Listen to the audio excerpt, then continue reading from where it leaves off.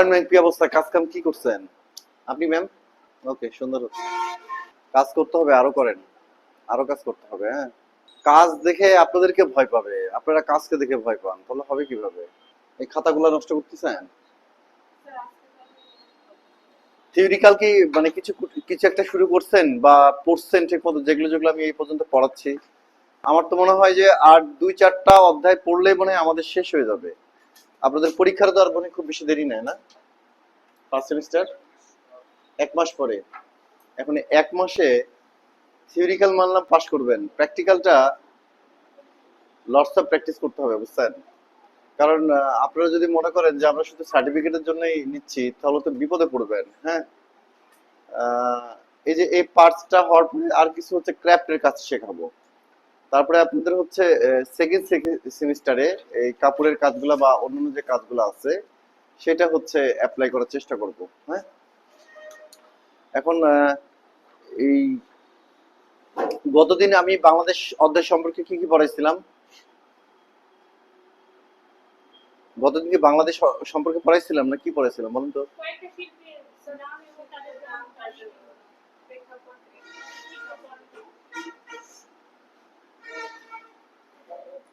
একটু ঘুরান তো দেখি।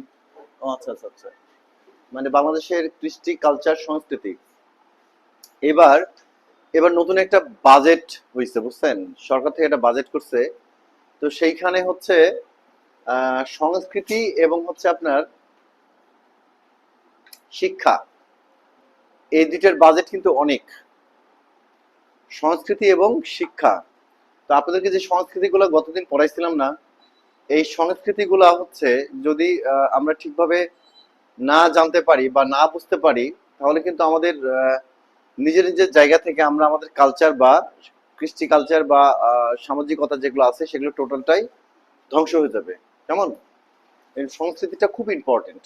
ওকে, এবং সংস্কৃতি থেকে দেখা যাচ্ছে আপনাদের এইভাবে প্রশ্নও আসতে পারে যে বাংলাদেশের সামাজিক প্রেক্ষাপট দৃষ্টিকোণ থেকে চারুকলার প্রভাব কেমন, বা চারুকলা বা শিল্পকলা সমাজে কি ধরনের প্রভাব বিস্তার করতে পারে? লিখতে পারবেন?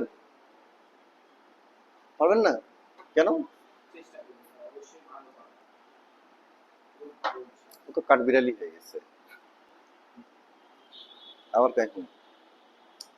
কৃষ্টি কালচার এবং হচ্ছে শিক্ষাটা, এটা এবার এখান থেকে কিন্তু অনেক প্রশ্ন আসবে, আমি বারবার বলে দিচ্ছি, এটা একটু মাথায় রাখবেন। কেমন? সমাজে এই শিল্পকলার প্রভাব কি, বা আপনি একজন শিল্পী হিসাবে আপনার দায়িত্ব কর্তব্য কি, এই জিনিসগুলা দেখা যাচ্ছে ঘুরিয়ে পেঁচিয়ে আপনাকে প্রশ্ন দিতে পারে। তখন হচ্ছে যে আমাদেরকে সেটা অ্যাপ্লাই করতে হবে আমাদের যতটুকু জানার মধ্যে থাকবে। এখন সংস্কৃতি যে ধারক বাহক, এতে প্রতিটা নাগরিকই কিন্তু সংস্কৃতির ধারক এবং বাহক। বিশেষ করে আপনি যখন বৈশাখ উৎসব পালন করবেন, নববর্ষ যখন পালন করবেন, বা অন্যান্য যে সংস্কৃতিগুলো আছে আমাদের, পোশাক আশাক আছে, নকশি কাঁথা আছে, নকশি শিখা আছে, নকশি পিঠা আছে, তো এই ধরনের অনেক সামাজিকতা আমাদের মধ্যে এখন বিরাজমান না? তো এইসব জায়গা থেকে আপনি যখন হচ্ছে এইসব জায়গা থেকে যখন আপনি এই বিষয়গুলোকে ইউটিলাইজ করবেন, দেখবেন যে আপনার কিন্তু দায়িত্ব কর্তব্য কিন্তু অনেক বেশি। সেইটা সেইটা কিন্তু হচ্ছে এই জন্য কৃষ্টি কালচার সংস্কৃতি গুলো আপনারা একটু ভালো মতো লক্ষ্য রাখবেন। আর এইখানে একটা জিনিস আমি আপনাদেরকে দেখাই, আমরা আজকে থিওরিক্যাল খুব বেশি পড়বো না। হ্যাঁ,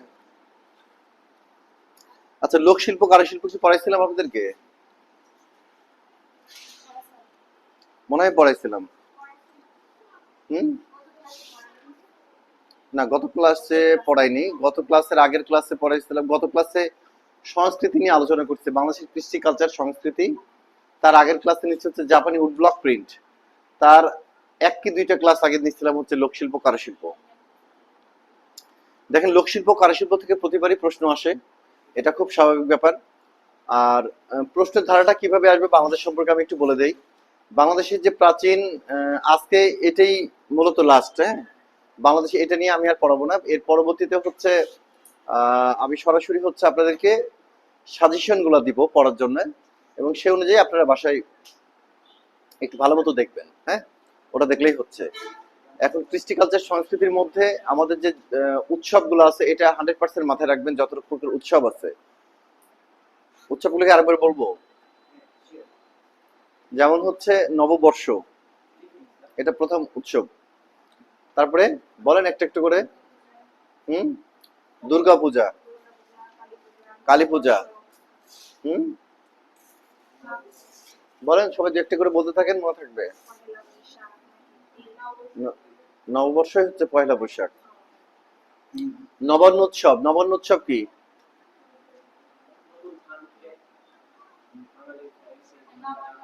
বাঙালি ঘরে না, কৃষকের ঘরে। কৃষকের ঘরে ভাগ করে দিবেন। নকশি পিঠা, নকশি শিকা, বসন্ত উৎসব। বসন্ত উৎসবটা লিখে রাখেন, মনে ভুলেন না কিন্তু। প্রতিবার দেখবেন যেদিন যেদিন হচ্ছে আপনারা কিন্তু ইয়ের দিনটা সবাই মনে রাখতে পারেন, তাই না? ভ্যালেন্টাইন্স ডে সবার মনে থাকে, অথচ হচ্ছে বসন্ত দিনেরটা কেউ মনে রাখেন না। না, ভ্যালেন্টাইন দিনের একদিন আগে হয় বসন্ত উৎসব। মেবি 13 তারিখে হয়। হ্যাঁ, একদিন দুদিন কম বেশি হতে পারে, তবে সাধারণত 13ই। ওটা থাকবেই, ওটা বাঙালির উৎসব। বলেন তো পয়লা বৈশাখ কবে থেকে চালু হয়? পয়লা বৈশাখ কবে থেকে চালু হয়? কত বছর আগে থেকে চালু হয়? আমি ম্যাম এটা দেখে পড়াচ্ছি না, এটা দেখে জাস্ট একটু আইডিয়া নিয়ে আপনাদেরকে বলতেছি যে স্কুলের কোশ্চেন গুলা কিভাবে হতে পারে সেটার একটা ধারণা, নমুনা পত্র। এটা ক্লাস 8-এর একটা বই, এটা 2017 সালের বই। পয়লা বৈশাখ তো 14 এপ্রিল, কিন্তু পয়লা বৈশাখ চালু করে কে? কত সনে? 1200, 1200 খ্রিস্টপূর্বে।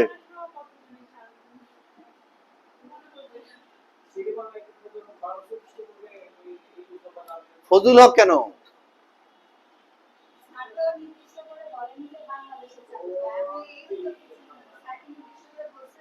আশ্চর্য ব্যাপার, পয়লা বৈশাখ সেই এখন থেকে চালু হয়নি তো, ফজলুল হক এর মধ্যে কিভাবে আসলো?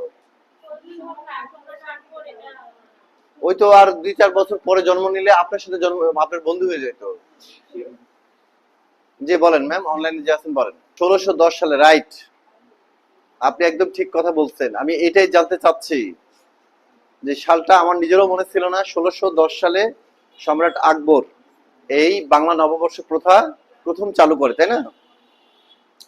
তারপরে হচ্ছে আপনার এই যে আহ নবান্ন, বসন্ত, পহেলা বৈশাখ, দুর্গাপূজা, কালী পূজা। আচ্ছা, আর আর নকশি পিঠা, নকশি শিখা, আলপনা, এই যে এই টাইপের যে আমাদের। ম্যাম আপনি এখানে আসেন,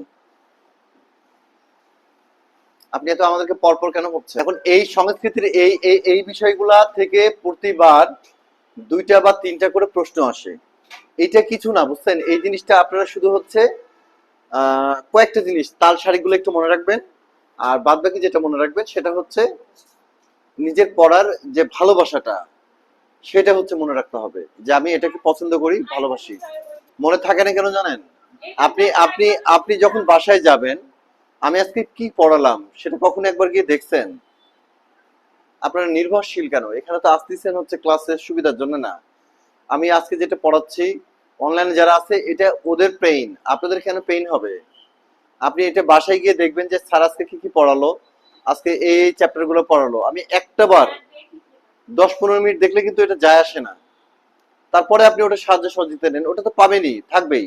এটা ক্লাস 8-এর বই।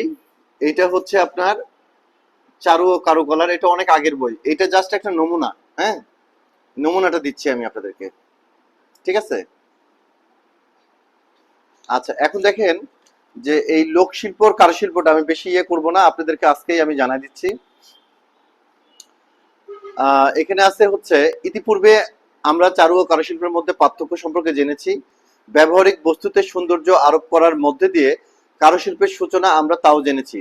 মানে ব্যবহারিক যে বস্তুগুলা, তার উপরে যখন কোনো কারুকাজ করা হয় তখন সেটা কারুশিল্প হয়। আর যেটা হচ্ছে যে গ্রাম বাংলার লোকেরা যাদের নিজেদের প্রয়োজনে যে জিনিসপত্রগুলো তৈরি করে, যেমন ধরেন কাস্তে, বটি, তারপরে কোদাল, তারপরে এই ধরনের অনেক জিনিসপত্র আছে না, শিকা, দেখতে বলেন ঝাঁকা, কুলা, এগুলো তো আমাদের কালচারের অংশ। এই জিনিসগুলো আপনি কখনো ভুলবেন না, কেমন? হ্যাঁ, হ্যাঁ, এটা আমাদের কালচার, প্রথম মনে রাখবেন এটা আমাদের কালচার।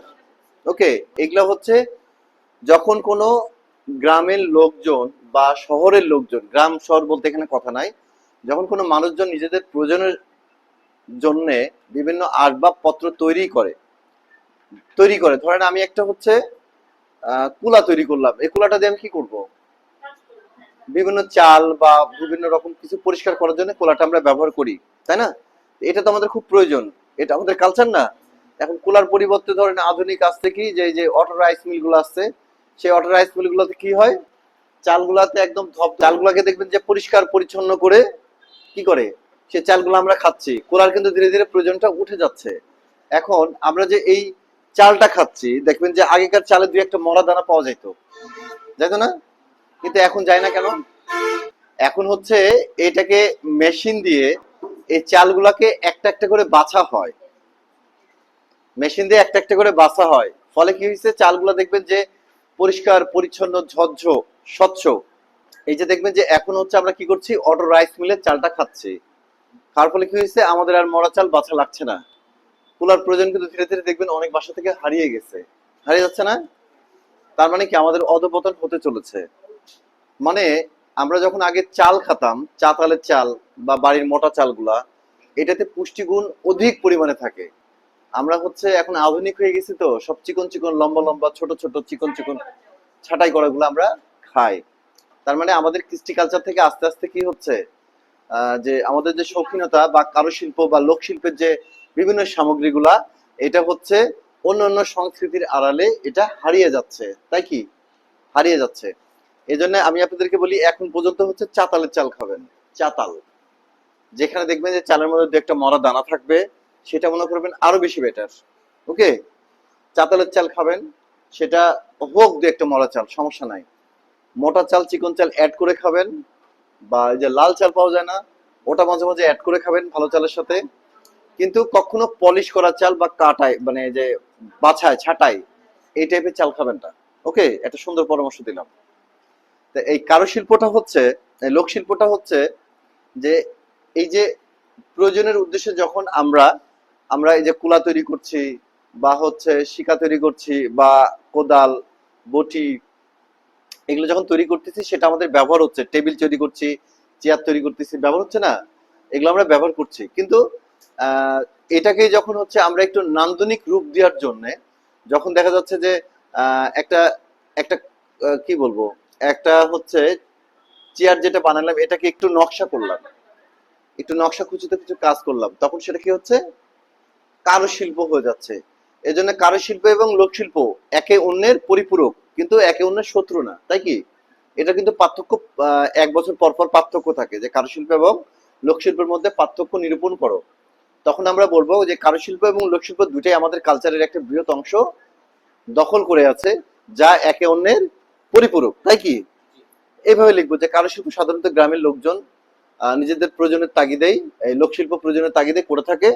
আর সেই লোকশিল্পের উপরে যখন কোনো নকশাকৃত কাজ করা হয়, তখন সেটা কারুশিল্প হয়ে যায়।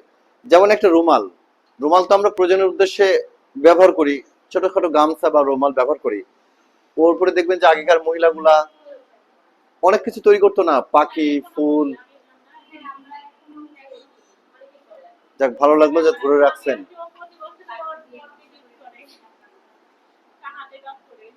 হ্যাঁ, তো এটাই হচ্ছে কি, এটাই হচ্ছে আমাদের কারুশিল্প। লোকশিল্পটা তো খুব ইজি, লোকশিল্প এবং কারুশিল্প এতটাই ইজি যে আপনার পড়তে ইচ্ছা করবে না, অথচ আপনি কিন্তু লিখতে পারবেন না, না পড়লে। এই জন্য এই বিষয়টা কি করতে হবে আমাদেরকে, এই বিষয়টা অন্তত পক্ষে বাসায় একটা বার মনোযোগ দিয়ে দেখতে হবে। দেখবেন যে পরীক্ষাতে ম্যাক্সিমাম টাইম সোজা সোজা প্রশ্নগুলোই কিন্তু আসে, কিন্তু আমাদের অভ্যাসটা এমনই হয়েছে যে আমরা সোজাকে আর পছন্দই করি না। আমরা শুধু চিন্তা করি, এই সোজা তো 5 মিনিটের ব্যাপার হয়ে যাবে। এই জন্য কঠিন গুলার পিছিয়ে দৌড়াই, এই জন্য দেখবেন কঠিনটাও হারিয়ে যায়, সোজাটাও হারিয়ে যায়। এই যে সোজাকেও গুরুত্ব দিতে হবে, হ্যাঁ। আচ্ছা, যে সকল ব্যবহার সামগ্রী শিল্প গুণ সম্পন্ন, অর্থাৎ যা কারুকার্য খচিত অথবা নির্মাণ শৈলীর কারণে মনোমুগ্ধকর, তাকেই আমরা কারুশিল্প বলতে পারি। জীবনের প্রয়োজনে মানুষ যা সৃষ্টি করে প্রাথমিক রূপটি হয় খুব সরল, তার মানে সেটা একটা কারুশিল্প রূপে আমরা সরলভাবে দেখতে পাচ্ছি। যেমন আমরা যদি আদিমকালের বিভিন্ন হাতিয়ার বা বাসনপত্রের ছবি দেখি, সেখানে দেখা যাবে সেগুলো খুব সহজ এবং সরলভাবে তৈরি করা, তাই না? কেবল ব্যবহারিক প্রয়োজনের কারণে সেটা তৈরি করা হয়েছে, কিন্তু পরবর্তীকালে সৌন্দর্যবোধ ও রুচিবোধের প্রয়োজনে যে সকল হাতিয়ার বা বাসনপত্রই মানুষ অনেক সুন্দর ও মনোমুগ্ধকর তৈরি করে থাকে, শিল্পরূপ দিয়েছে, তখন সেটা হয়ে যায় কি, কারুশিল্প। এখন যে দেখেন, আদিমকাল থেকেই কিন্তু মানুষ তাদের বিভিন্ন রুচির সম্পন্ন কাজকর্ম করে থাকে। প্রথম দিকে দেখেন যে অস্ত্র ছিল না, প্রথম দিকে পাথর কেটে কেটে পাথর দিয়ে চাকু বানাইতো, লাভার যে পাথরটা থাকে সেটা দিয়ে চাকু বানাইতো, বা বিভিন্ন রকম হচ্ছে গাছের ডালপালা দিয়ে হচ্ছে চাকুর মতো করে কুন্তি বানাইতো, তলোয়ার বানানোর চেষ্টা করতো। এই যে এইভাবে বিভিন্ন রকম কর্মগুলোই কিন্তু করতেছে। কিন্তু এক সময় তো মানুষ পোশাক আশাক পরতো না, তোর কি পরতো? বাকল পরতো, পাতা পরতো, তাই না? অনেক সময় ছাগলও খেয়ে ফেলতো। এটা তো আমরা দেখছি না, অনেক সময় দেখবেন যে মুভিতে নায়ক বা ভিলেন কেউ একজন পাতা টাতা পড়ে আছে, ছাগল এসে পাতা খেয়ে ফেলতেছে, দেখছি না? এটা কিন্তু সেই আদিম কালের একটা হিস্ট্রিকে তুলে ধরারই কিন্তু একটা উপলক্ষ মাত্র। এখন সেইখান থেকে মানুষ আমরা যত আধুনিক হচ্ছি, আমরা আস্তে আস্তে পোশাক পরিচ্ছদ পরতেছি। সেই পোশাক পরিচ্ছদ পরার পরে আমাদের যখন মন মানসিকতা ভালো থাকতেছে, সেটার পিছনে আমরা দ্বিগুণ টাকা ব্যবহার করছি। আরো যদি মন মানসিকতা ভালো থাকতেছে, সেটার উপরে একটু কারুকার্য করতেছি। কারোর যদি আরো টাকা পয়সা থাকতেছে, তারপরে সোনা বসায় নিচ্ছে জামার উপরে, বসাচ্ছে না? অনেক রকম দেখবেন ডায়মন্ড বসায় নিচ্ছে। কিন্তু শখের আমাদের শেষ নাই। এই জন্য রবীন্দ্রনাথ ঠাকুর বলেছিল যে শিল্প তাকেই বলে যে শিল্পটা হচ্ছে যে আমাদের দৈনন্দিন চাহিদা চাহিদা পূরণ করে, যখন আমাদের অবশিষ্ট যা জমা থাকে, সেই জমাটা দিয়ে আমরা যা করি তাই শিল্প। একটু কঠিন মনে হচ্ছে, তাই? দৈনন্দিন বলতে আমি একটু ব্যাখ্যা করে দিই এটাকে আপনাকে, তখন সুবিধা হবে। যে দেখেন, আমাদের দৈনন্দিন প্রয়োজনটা কি? আমাদের ভাত, কাপড়, শিক্ষা, চিকিৎসা, বাসস্থান, শিক্ষা না? শিক্ষা মানে বললাম, এই কটা জিনিসই কিন্তু আমাদের কি, হুম? মৌলিক চাহিদা। রাইট। মৌলিক চাহিদা কিন্তু এটাই। যখন আমাদের মৌলিক চাহিদা পূরণ হয়, পূরণ হওয়ার পরে যখন আমরা বিকালে বসে এক কাপ চা খাই বা দেখবেন একটা গান শুনি, তখন আমাদের মনের আকাঙ্ক্ষা বা ভালো লাগা একটু বেড়ে যায়, একটু বেড়ে যায় না? তখন দেখবেন গান শুনতে ভালো লাগে, চা খাইতে ভালো লাগে, মুভি দেখতে ভালো লাগে, আবার হচ্ছে ঘুরতেও ভালো লাগে। শিল্প কিন্তু তখন থেকেই শুরু হয়। কিন্তু ধরেন আপনার চাহিদায়, আপনার জীবনের চাহিদা, মৌলিক চাহিদাগুলো পূরণ হলো না, অথচ আমরা হচ্ছে কি করলাম, এই গান, ছবি আঁকা নিয়ে, এই শাড়ি কাপড়, জামা কাপড়, পাঞ্জাবি নিয়ে পড়ে থাকলাম, তখন সেটা কিন্তু হচ্ছে আর শিল্পের রূপ আসছে না। আসছে? আসছে না। এই জন্য রবীন্দ্রনাথ এই কথাটা বলছে যে মানুষের দৈনন্দিন চাহিদা পূরণ করার পরে যা থাকে তাই হচ্ছে শিল্প, বা তখন থেকেই হচ্ছে শিল্পটার শুরু হয়।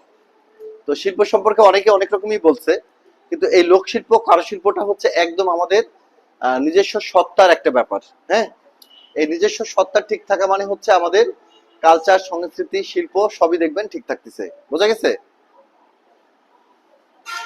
আর একটু দেখি কি বলছে। মানুষ তার জীবনকে সুন্দর করার জন্য, সুখে ও আনন্দে বসবাস করার জন্য শিল্পকর্মকে নানাভাবে ব্যবহার করে। গ্রামের সাধারণ গরিব কৃষক বা শ্রমিকও কুড়ে ঘরটি বাঁশ, খড় ও ছন দিয়ে যত সম্ভব সুন্দর করে তৈরি করার চেষ্টা করে।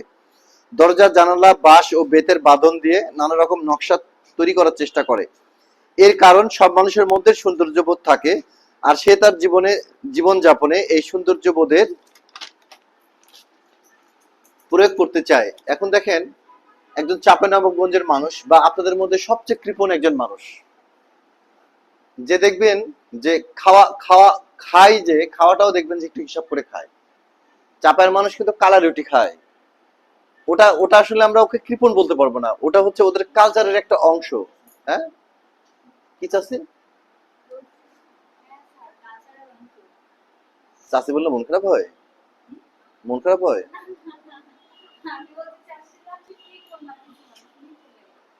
মৃত্যু ভাই, আচ্ছা শোনেন, বাংলাদেশের 5টা জেলা আছে, যে 5টা জেলা হচ্ছে ভয়ঙ্কর। একটা হচ্ছে চাঁপাইনবাবগঞ্জ, একটা হচ্ছে নোয়াখালী, একটা হচ্ছে কুমিল্লা, একটা হচ্ছে চাঁদপুর, আর একটা হচ্ছে না না না, আর একটা বরিশাল।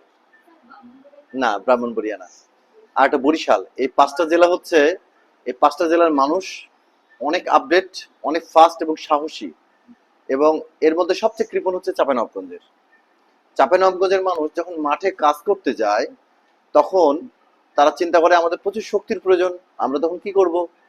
তখন তারা হচ্ছে কালাই রুটি খায়, আর কালাই রুটির দানাগুলো সহজে হজম হয় না, লং টাইম ধরে পেটে থাকে, তার মানে তার বাথরুমও যাওয়া লাগে না। এটা অনেস্টলি বলতেছি আমি। তখন তাদের বাথরুমও যাওয়ার প্রয়োজন হয় না, খাবারটা সহজে হজম হয় না, দেরি হয় এবং প্রচন্ড শক্তি। এই জন্য ওদের কালচারই আছে, তারা কালো রুটি খায়। এবং আমাদের আছে, আমার ধারণা প্রায় 40% অঞ্চল চাঁপাইনবাবগঞ্জের দখলে। যত বড়লোক ধনীগুলো আছে ম্যাক্সিমাম সব চাপায়, কিছু আছে নওগাঁর, 5-7% আছে হচ্ছে নাটোরের, 10-15% আছে পাবনা, ঈশ্বরদী এই অঞ্চলের, মিলেই হচ্ছে রাজশাহী, বাদ বাকি খুলনা আছে, আর অন্যান্য অঞ্চলের গুলো আছে। চাপের মানুষ এত পরিমাণে, এবং এদের এত পরিমাণে টাকা পয়সা, যেটা আমাদের ধারণার বাইরে। কেন জানেন? ওরা ওদের কালচারকে বিশ্বাসী, ওরা কালচারকে, নিজেদের কালচারকে ধরে রাখছে, পছন্দ করে। দেখেন একটা আম, আমাদের আম কিন্তু বিখ্যাত, আমাদের রাজশাহী শহরের মধ্যে যে আমটা হয় এটা কিন্তু বিখ্যাত। এবং চাঁপাইনবাবগঞ্জের কিছু অঞ্চলের আম বিখ্যাত, ঠিক আছে? কিন্তু ওদের ওই আমটাকে তারা তাদের মাঠ বা অন্যান্য যে জায়গার, মানে কি বলবো, যে আমরা তো শহর অঞ্চলে জায়গার অভাব, কিন্তু চাঁপাইনবাবগঞ্জে তো সে ধরনের প্রভাব এখনো পড়েনি। তো ওই জিনিসটাকে তারা ব্যবহার করে এটাকে দ্বিগুণ, তিনগুণ, চারগুণ করে ফেলছে, হিউজ আকারে প্রপার্টিস করে ফেলছে, ঠিক আছে? তো সেখান থেকেই তারা হচ্ছে এটাকে অর্থকরী ফসল হিসেবে তৈরি করছে। আরো কিছু কাঁচামাল আছে যেটা আমাদের কালচারের অংশ, সেগুলো জিনিস তারা কালেক্ট করে সেই জিনিসগুলো গোটা বাংলাদেশ সহ অন্যান্য দেশে তারা স্ট্যাবলিশ করছে। এবং ওরা এই শুধুমাত্র এই মৃতব্যী বলেই তাদের এই সাশ্রয়ীগুলো হয়েছে, এবং তারা আজকে পরিপূর্ণভাবে প্রতিষ্ঠিত। দেখেন, ওই যে আমি আপনাদেরকে একটা গল্প করি না, যে একটা সময় মানুষ পাতা পড়তো আর ছাগল বাকল নাকি পড়তো, গাছের ছাল পড়তো, তাই না? তো আস্তে আস্তে তারা হচ্ছে কোন রকমের কাপড় পরা শিখলো।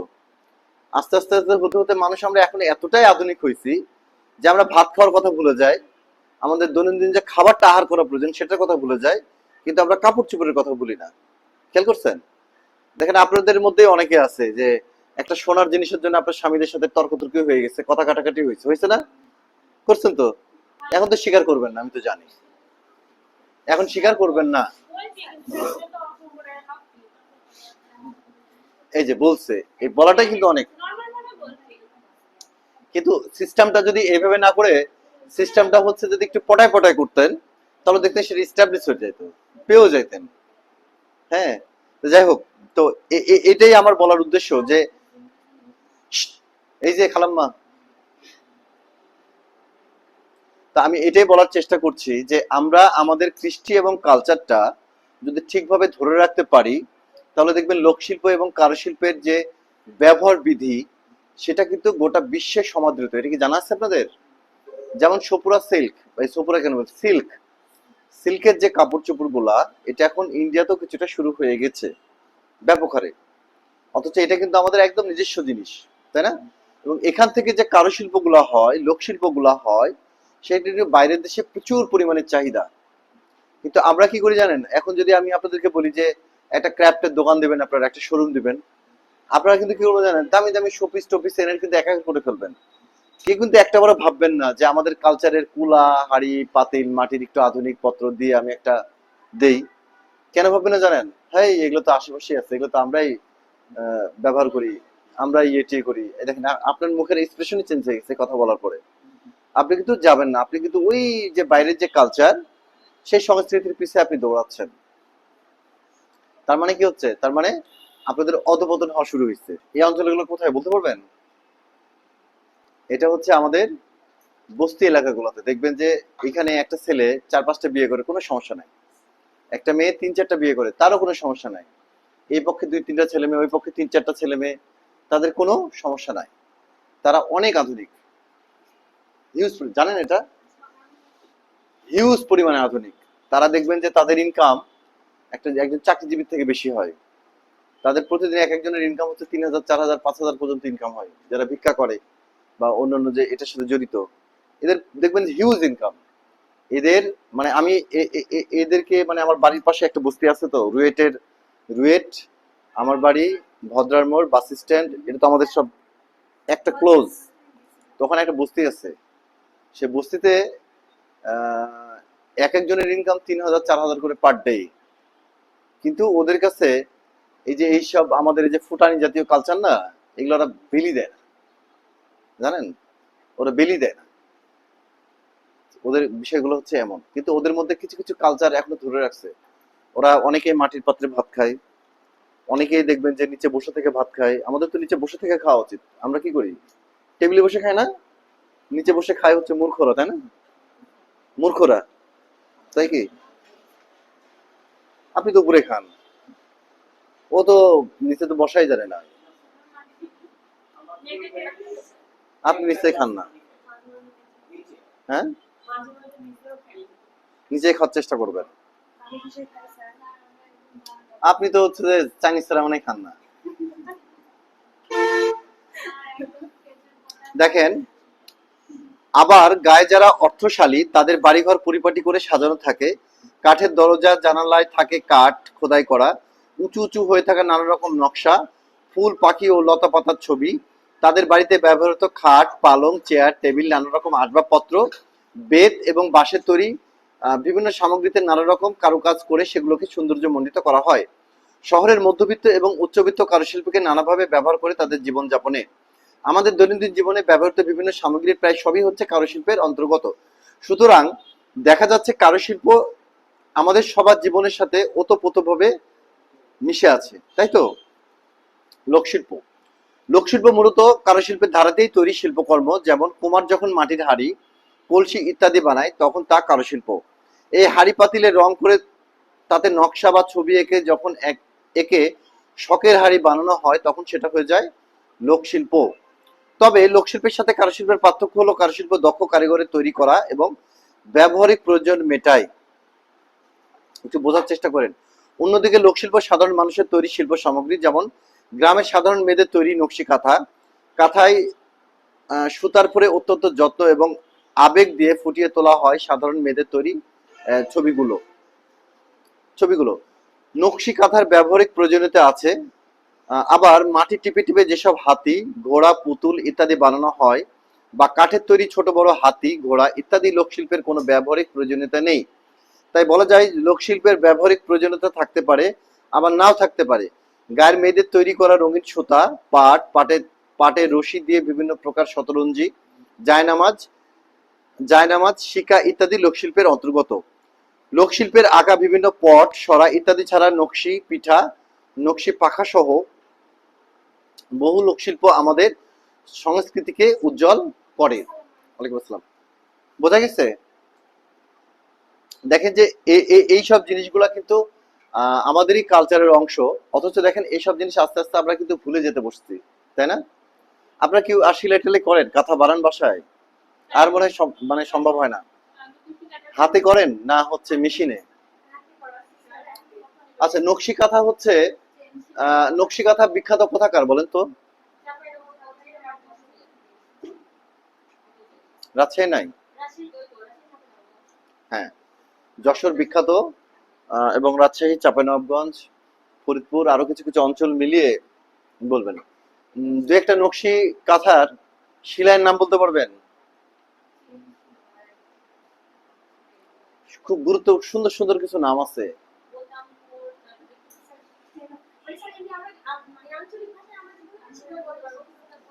আচ্ছা, এই নকশি কাঁথা সম্পর্কে একটু জানার চেষ্টা করবেন, কারণ দেখেন আপনাদেরকে যদি এখন বলা হয় কারিনা ড্রেস কারিনা কাপড় ড্রেস প্রজাপতি বোরখা, আপনারা কিন্তু ডিটেলস বলে দিতে পারবেন, পারবেন না? পারবেন? জি বলেন ম্যাম। হ্যাঁ বলেন। একটু একটু একটু ডাল সেলাই চেন সেলাই আর মাস কাটা, আর এটিকে আপনি নকশি নকশি কাঁথা সেলাইয়ের কথা বলতেছেন?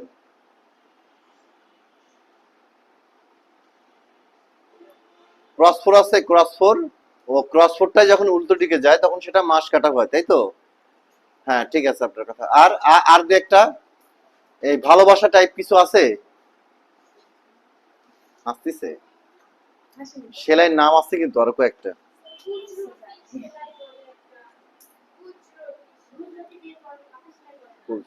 আচ্ছা শোনেন, এটা এটা বলার উদ্দেশ্য হচ্ছে, দেখেন এই নকশি কাঁথাটা কিন্তু গোটা বাংলাদেশে আমাদের আভিজাত্য শ্রেণীর কাছে ব্যাপক সমাদৃত, জানেন? এটা তো আপনি এখন জানতেছেন। এটা ইংল্যান্ডে ধরেন আজ থেকে 30 বছর আগে, 40 বছর আগে, 50 বছর আগে থেকে সাপ্লাই হয়। আমরা কখনো কি সাহস করছি যে আমরা কিছু নকশি কাঁথা তৈরি করে বিক্রি করব? আমরা শুধু এই সামান্য এই 20-30 হাজার টাকার পিছেই কিন্তু দৌড়াই, তাই না? আমরা কিন্তু কখনোই চিন্তা করিনি যে আমাদের কারুশিল্প, লোকশিল্পের যে বিভিন্ন রকম শিল্পকর্মগুলো আছে, আমরা এগুলো তৈরি করে অনলাইনে বিক্রি করি। এই সাহস কিন্তু আপনাদের নাই, আছে? নকশিকাঁথা সম্পর্কে আপনাদের জানাশোনা কম আছে। নকশিকাঁথা গত 2 বছরে আমি মনে হয় 10টা কি 12টা কিনছি। আমি মনে হয় 10টা কি 12টা কিনছি। নর্মাল নকশিকাঁথার দাম হচ্ছে, নর্মাল যেগুলো একদম নর্মাল, 3,500 থেকে 5,000 টাকার মধ্যে, এগুলো হচ্ছে নর্মাল। বুঝছেন? এগুলো নর্মাল। আর যেগুলো একটু মোটামুটি ভালো, আমি 12,000 টাকার পর্যন্ত কিনছি সর্বোচ্চ। 4টা না 5টা কিনছি, কিন্তু এগুলো আমার জন্য কিনি নাই। আমি ওই বিপদে পড়ে কিনতে গেছিলাম আর কি। আমার একটা দায়িত্ব পড়ছিল, তাই কিনতে গেছিলাম। তো সেইখানে আমি যেটা দেখলাম যে একটা শ্রেণী এটার উপরে ব্যাপক চাহিদা রাখে, এবং এই নকশি কাঁথাগুলা সুপ্রা সিল্ক দেখা যাচ্ছে আপনার কাছ থেকে যেটা 4,000 টাকা বিক্রি করছে, আপনার কাছ থেকে হয়তো সর্বোচ্চ 1,500 থেকে 2,000 টাকা কিনবে, সেটা 4,000 টাকায় বিক্রি করবে। আর যেগুলো 10-12 হাজার টাকায় বিক্রি করে, সেগুলো হয়তো 6 থেকে 7 হাজার টাকা আপনার কাছে কিনে নিবে। তাহলে দেখেন, টাকা ইনকাম করার যদি বুদ্ধি থাকে না, এমনি করতে পারবেন। মানুষের সবচেয়ে বড় বিষয় কি জানেন? আপনাদের প্রচন্ড পরিমাণে ভয় থাকে, আমারও ভয় থাকে, যে আমরা বিক্রি নিয়ে চিন্তা করি। আসলে বিক্রির থেকে সবচেয়ে বড় ব্যাপার হচ্ছে যে আপনি আগে তৈরি করা শেখেন। বিক্রি কিন্তু দেখবেন যে আপনি 5টা শাড়ি যদি সেই রকম ভাবে তৈরি করেন, শাড়ি কিন্তু বিক্রি হবেই। আপনার 1 মাস সময় লাগবে, 2 মাস সময় লাগবে, 3 মাস লাগবে, 4 মাস লাগবে, একটা সময় কিন্তু এটা বিক্রি হবে যদি আপনি লেগে থাকেন। এই জন্য সৃষ্টিকর্তা থেকে শুরু করে পৃথিবীর সব বড় বড় ব্যক্তিত্ব যারা আছে এখন পর্যন্ত, তারা বলে যে আপনারা যে যেখানে যাই করেন ওটার সাথে লেগে থাকেন। সাকসেস সাকসেসের পিছে দৌড়াইতে হয় না, বুঝছেন? সাকসেসটাকে আপনাকে ব্যবহার করতে হবে, সাকসেসটাকে হচ্ছে ফেলে দেন। শুধু অধৈর্য না, আপনারা হচ্ছে যে অলস, প্রচন্ড পরিমাণে অলস। শোনেন, কাজের কাজ ওই সংসার নিয়ে পড়ে থাকতে থাকতে আপনার লাইফ শেষ হয়ে যাবে। উদ্যোক্তা, সেটার ফলাও দেখান, আপনি দেখান, আমাকে আপনি দেখান। এবং আমি হচ্ছে আপনার বিষয়টা আর অন্য জায়গায় দেখায়। আমি যখন ফার্স্ট ইয়ারে পড়ি তখন আমি হচ্ছে আপনাদেরকে তো বলছি যে আমি যখন ফার্স্ট ইয়ারে পড়ি তখন আমি হচ্ছে শাড়ি আর পাঞ্জাবি বিক্রি করছি। প্রথম দিকে আমার 20টা 25টা শাড়ি থেকে গেছে, আমার বিক্রি নাই, মেলা টাকা ইনভেস্ট ধার দেনা করে হচ্ছে নিচ্ছি। স্টুডেন্ট মানুষ, তখন তো টাকা পয়সা আমাদের থাকার কথা না। ফার্স্ট ইয়ারে পড়ি, মাত্র ভর্তি হয়েছি। তা মনে করেন যে এত কিছু তৈরি করে এখন এই টাকাগুলো তুলবো কিভাবে? খুব কষ্ট হয়েছিল বিক্রি করতে, প্রায় 3 কি 4 মাস ধরে আমি বিক্রি করছি। কিন্তু করছি, করে ছাড়ছি, যে আমি করবই। আমার লজ্জা শরম দেখে কোনো লাভ নাই। সৃষ্টিকর্তা কিন্তু একটা কথা বারবার বলে দিচ্ছে, লজ্জা শরম ভয়, না লজ্জা ঘৃণা ভয়, পরে দেখতেছি, এই 3টা থাকতে নাই। এই 3টা যার থাকবে না, সে জীবনে হচ্ছে চরম উন্নতি করতে পারবেন। লজ্জা ঘৃণা ভয়, ব্যাপার হচ্ছে আপনাদের প্রতিটা মানুষের কিন্তু একটা নির্দিষ্ট প্রয়োজনের জন্য সৃষ্টিকর্তা পাঠাইছে। শুধুমাত্র এই সংসার লালন পালন করার জন্য, এই সংসার বা ছেলে মেয়ে লালন পালন করবেন এই অর্থে কিন্তু পাঠায়নি। আপনার কিন্তু একটা দায়িত্ব আছে, সেই দায়িত্বটাকে আপনি জানেন? জানার আমরা চেষ্টা করি না। আপনার মন, মানসিকতা, সেগুলো হচ্ছে নিজেকে একটু ভাবতে হবে। আর এই যে ছবি আঁকার ক্ষেত্রে আমি একটা কথা আপনাদেরকে বলি, এই কথাটা এর আগে বলি নাই, কিন্তু এটা বলা উচিত। আধা ঘন্টা, 20 মিনিট, 25 মিনিট ভাববেন, বসে থেকে ছবি আঁকা নিয়ে না, ভাববেন আপনি কি করতেছেন, কি করা উচিত। একদম একাকী, যেখানে কোনো সাউন্ড থাকবে না, চুপচাপ করে শান্তভাবে ভাবার চেষ্টা করবেন। এটাকে বলে মেডিটেশন। এখন যদি বললাম এই ভাবার কথা না বলে যদি বলতাম মেডিটেশন, আপনারা কিন্তু স্বাচ্ছন্দ্যে এই কথাগুলো গ্রহণ করে ফেলতেন। আমি ভাবার কথা বলছি না, মনে করেন এতে পাগলের কথাবার্তা। ভাবাটা হচ্ছে মেডিটেশন। মহানবী সাল্লাল্লাহু আলাইহি সাল্লাম ওই পাহাড়ের গুহায় মেডিটেশন করতো, ভাবতো, জানো তো না? ভাবতো কেন? আমরা কাজ করতে করতে এত পরিমাণে আড়ালে চলে যায় নিজেদের থেকে, যখন আমরা নিজের যে একটা কেন্দ্র থাকে সেই কেন্দ্রে আর নিজেদেরকে চিন্তা ভাবনা করতে পারি না যে আমরা কোথায় আছি, কি করছি, কিভাবে কি করা উচিত, কিভাবে চলা উচিত, ঠিক আছে, কিভাবে দৈনন্দিন জীবনযাপন করা উচিত, আমরা কিন্তু টোটালি ভুলে যাই। প্রতিদিন দেখবেন যে আপনি 5টা মিনিটে যদি একা ভাবেন, তা ভাবতে হয় একটা সিস্টেম আছে কিন্তু। এ ধরেন পায়ের পরে একটা হাত রাখলেন, ভাবছেন, কাজ হবে না। হাতের পরে হাত রেখে যেভাবে ভাবছেন, কাজ হবে না। গালে হাত দিয়ে তো এটা তো আরোই কয় যে বউ মারা গেছে, স্বামী মারা গেছে, বিভিন্ন কিছু কয়, কয় না? ওটা কিন্তু কাজ হবে না। তাহলে কিভাবে ভাবতে হবে? হাত পা, এই 4 হাত পা কারোর সাথে ঠেকানো যাবে না।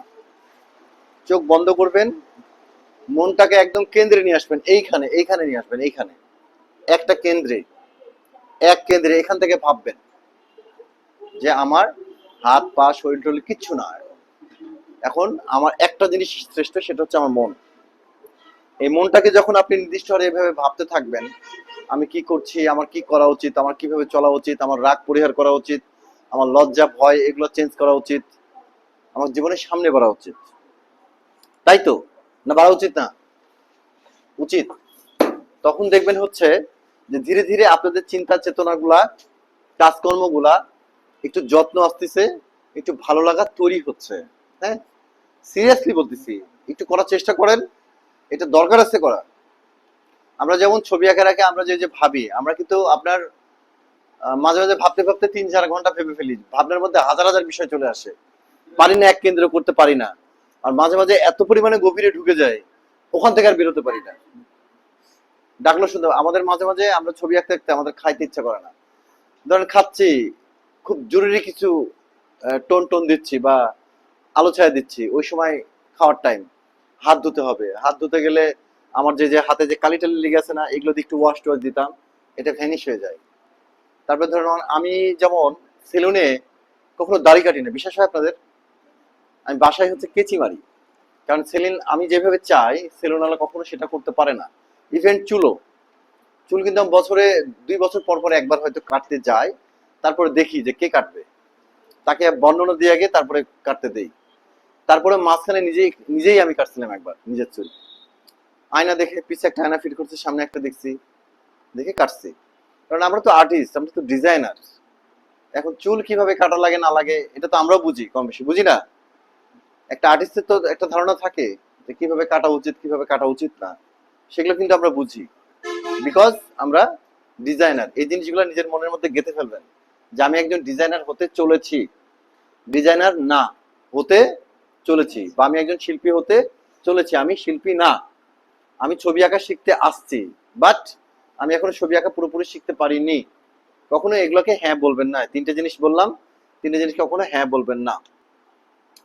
তো এগুলো বলার উদ্দেশ্যই যে নিজের মনটাকে এক কেন্দ্রিক করবেন, করার পরে আপনি কি করতেছেন, কি করতে চান, ভয়গুলোকে পরিহার করবেন এবং একটু একটু করে আগাবেন, জীবনে সেটেলমেন্ট হবে। এখন বলতেছেন যে আমরা অনেকের এই যে জীবনী পড়তাম আগে, এখন তো আমরা বই পড়া প্রায় বাদই দিয়ে দিচ্ছি মোবাইল আসার পর থেকে। এটা আমরা সবাই, শুধু আপনি না, আমিও তাই, তাই না? হ্যাঁ।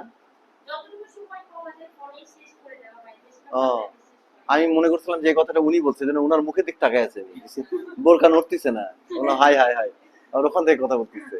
Sorry ma'am. ব্যাপার যাদের যাদের আগ্রহ আছে যে আমরা ক্র্যাফট আইটেম দিয়ে শোরুম করব বা এখান থেকে আগে বাড়বো, তারা এটা এখন থেকে টুকটুক করে শুরু করবেন। আপনার বাড়ির আশেপাশে আপনার পরিচিত জনদের কাছে একটা একটা করে বিক্রি করবেন বা 2টা করবেন, আস্তে আস্তে আপনার সাহস বাড়বে। অনলাইন পেজ পড়ে, এই অনলাইন অনলাইন করতে করতেই লাইফটা আমাদের ধ্বংস হয়ে যাচ্ছে। আপনি নিজে আগে একটা শোরুম তো দেন, দেখি কত বড় সাহস আপনাদের, কলিজার পাটা কত বড়। এই যে আবার টাকা চিন্তা করতেছেন, টাকার কথা কেন চিন্তা করতেছেন বারবার? এই টাকার যোগান আপনাকেই করতে হবে, আপনাকেই করতে হবে। হাজবেন্ড কেন, হাজবেন্ডের কাছে কেন নিবেন? আপনি নিজে চেষ্টা করে দেখেন দেখি পারেন কিনা। শোনেন, প্রয়োজনে ক্ষুদ্র ঋণ নিবেন কিছু, বুঝেননি আমার কথা? 10,000 টাকা, 5,000 টাকা নিবেন, সেই টাকাগুলোর মূল্য দিবেন। মানুষ বড় হয় একটু একটু করে। আমি আমার যে বিজনেসটা এখন করতেছি, সেখানে আমি পাইছিলাম অনলি 50,000 টাকা পাইছিলাম। আমি 2 বছরে আমি পরিবারের পিছেই খরচ করছি প্রায় 17 কি 18 লাখ টাকা খরচ করছি শুধু পরিবারের পিছে। আর আমি মোটামুটি হচ্ছে ওখান থেকে ওগুলা খরচটা বাদ দিলাম, আমি আমার নিজের পার্সোনাল খরচও কিন্তু মাসে প্রায় আপনার 30 থেকে 40 হাজার টাকা আমারই খরচ হয়। ওখান থেকে আমি যেটা জমাইছি, মানে আমার যেটা হচ্ছে আসবাবপত্র বাড়াইছি, সেটা মোটামুটি ধরেন 15 লাখের মতন। বুঝতে পারছেন? যে পারে সে একটু একটু টুক টুক টুক টুক করতে করতে করতে করতেই হয়, একবারে কিন্তু হয় না। একটু একটু করতে করতেই আপনার হবে, যদি সেগুলোর মূল্য দিতে পারেন। স্বাধীনতা যদি বাইরে না থাকে, ভিতর থেকে তৈরি করেন। বুঝেননি? স্বাধীনতা তৈরি আপনাকেই করতে হবে। সমস্যা কি? আপনি আব্রু রক্ষা করেই সবকিছু করেন, কিন্তু বাসা থেকে করেন, সমস্যা নাই। আপনি যে বলছিলাম যে আর্ট স্কুলটা খুলে দিতে, একটা আর্ট স্কুল খুলতে চাইলেও কিন্তু খুলতে পারেন, ছোট্ট ছোট্ট আকারের। সেলাইয়ের কাজগুলো করলেন, কাপড়ের রঙের কাজগুলো আমি কিছুদিন পরে শেখাবো, ওটাও করবেন। তারপরে ইভেন্ট ম্যানেজমেন্ট, এটা যে ও আছে, ওকে বারবার বলতেছি যে তোমরা কয়েকজন মিলে বা নিজেই ইভেন্ট ম্যানেজমেন্ট, মানে বিয়ের যে আনুষঙ্গিক কাজকর্মগুলা সাহস করে এগুলো হচ্ছে একটু চেষ্টা করতে হবে। যদি এগুলো চেষ্টা করতে না পারো, দেখবো একসময় পস্তাবা। তারপরে হচ্ছে আরো এরকম ম্যাম অনেক কাজ থাকে, এই যে নকশি কাঁথা শিকা পিঠা পুতুল টুতুল হ্যান ত্যান, এগুলো দেখবেন যে ভালো চাহিদা আছে মানুষের। আমার এক আপু আছে, উনি হচ্ছে আপনার ইয়ে থেকে, ওটা কি কি যেন বলে, মাদার তেরেসা পুরস্কার পাইছে। তাকে হচ্ছে সৌদি আরব থেকে পুরস্কার দেওয়া হয়েছে। আমার আপা, ওনাকে আমি আজ পর্যন্ত দেখিনি। বুঝতে পারছেন? উনি সবসময় আবরু রক্ষা করেই চলে। একদিন মনে হয় ওনার হাজবেন্ড, মানে এই যে আমাদের দুলাভাই মারা যাওয়ার পরে একদিন কুল ভবিষ্যৎ মনে হয় একটু, সেদিনই মনে হয় ওনাকে প্রথম দেখছিলাম, তো আমাকে বললো যে ভাই বসো এখানে, বসে চারটা খাওয়া আগে। ওই সময় মনে হয় ওনাকে আমি এতটুকু দেখছিলাম, তারপরে ওনাকে আজ পর্যন্ত আমি কোনোদিন আর দেখি নাই, কিন্তু ওনার চেহারা আমার মনে নাই। সে মাদার তেরেসা পুরস্কার পাইছে। সে হচ্ছে ইয়ে বানায়, 3 বছর থেকে কেক বানায়। এখন তার কেক থেকে মান্থলি ইনকাম, সেখানে এত সুন্দর ডিজাইন করে, মাঝে মাঝে আমার ওয়াইফের কাছে কিছু ডিজাইন করে নাই, আমাকে বলছেন আমি তো সময় পাই না। সে মাসে মনে হয় কেক থেকে ইনকাম করে 30 কি 40 হাজার টাকা, শুধু একটা পণ্য থেকে।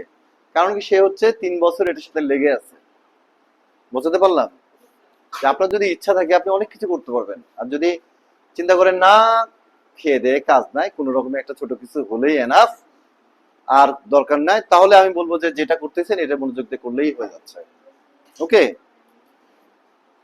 এই বিষয়গুলা, বসেন, এই বিষয়গুলো আপনাদেরকে বুঝতে হবে। হ্যাঁ, তো এই লোকশিল্প এবং কারুশিল্প, এই দুইটা জিনিস এমনই যে এই দুইটা জিনিসের যদি আপনি ভালো মতো ব্যবহার করতে পারেন, তবে এখান থেকে অনেক কিছু নান্দনিকতা আপনার মধ্যে আসবে, এবং নান্দনিকতা আপনি অন্যকে ফিরিয়ে দিতে পারবেন। ইভেন্ট আপনি নিজেও স্বাচ্ছন্দ্য বোধ করবেন এবং কালচারটা রিপ্রেজেন্ট করতে পারবেন। আমাদের যে এই যে বাঁশ বেতের যে কাজ দেখছেন কত সুন্দর,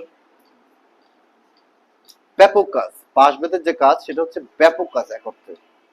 এই কাজটা কিন্তু এখন অনেকেই উদ্যোগ গ্রহণ করার চেষ্টা চালাচ্ছে, আমি যতটুকু জানি। এখন আস্তে আস্তে কিন্তু এটা হচ্ছে বেড়ে যাচ্ছে, তাই না? এবং শুধু বাঁশ বেত না, এই যে বাঁশ, বাঁশ থেকে যে কাগজও তৈরি হচ্ছে, সেটার কিন্তু ফলন দেখা গেছে। মানে আপনি ইচ্ছা করলে অনেক কিছু করতে পারবেন, বুঝছেন? কিন্তু আপনার সদ ইচ্ছা এবং সাহস থাকতে হবে। যদি এগুলো না পারেন তাহলে কিছু করতে পারবেন না। বোঝা গেছে?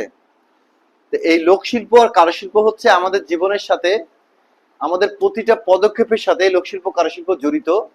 এবং এখান থেকে হচ্ছে আমরা যদি মুক্ত হই, বা লোকশিল্প কারুশিল্প যদি আমাদের মধ্যে থেকে চলে যায়, আমাদের দেখবেন যে আমরা, আমাদের মৃত্যু হওয়া এর থেকে ভালো।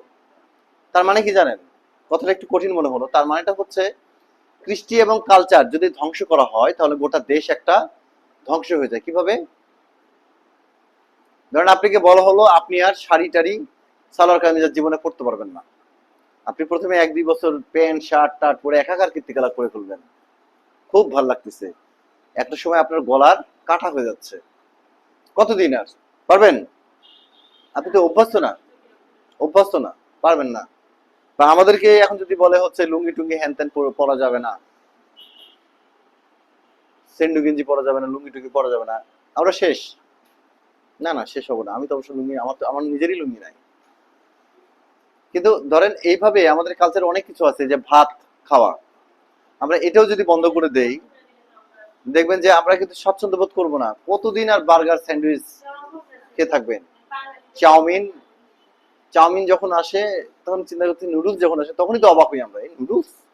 হ্যাঁ, শ্যাম্পু যখন আসলো তখনই তো অবাক হই, যে জলে ভেজা পদ্ম আমি মাথায় কি নেই কোনো ঠিকানা, দিয়ে মাথাতে ঘুষতেছে সাবান একটা মহিলা, তাই না? দিয়ে চুল হয়ে গেল আমার আঠা আঠা আঠা আঠা। দিয়ে কি হলো, কি করতে হবে, এখন শ্যাম্পু ব্যবহার করেন। তখন আমার মা কয় যে আমি তো পূর্ব যুগে কাদা মাখতাম আমরা, ছোট ছিলাম, চিটকা আটা কাদা, এটা মাখলে আমাদের মাথা আরো পরিষ্কার থাকতো, সাথে যে মেহেদি টেদি হাতের বিভিন্ন কিছু। তারপরে এই যে পেস্ট আসলো, এখন মা বলতেছে আমরা তো কয়লাতে ব্যবহার করে অভ্যস্ত, এখন এই যে এইসব জিনিস ব্যবহার করতে করতে তো আমার দাঁত নষ্ট হয়ে গেল। মার যে বয়স হয়ে গেছে ওটা স্বীকার করে না, ঠিক আছে, সে হচ্ছে কয়লার মানে পেস্টের দোষ দিয়ে বসে থাকলো।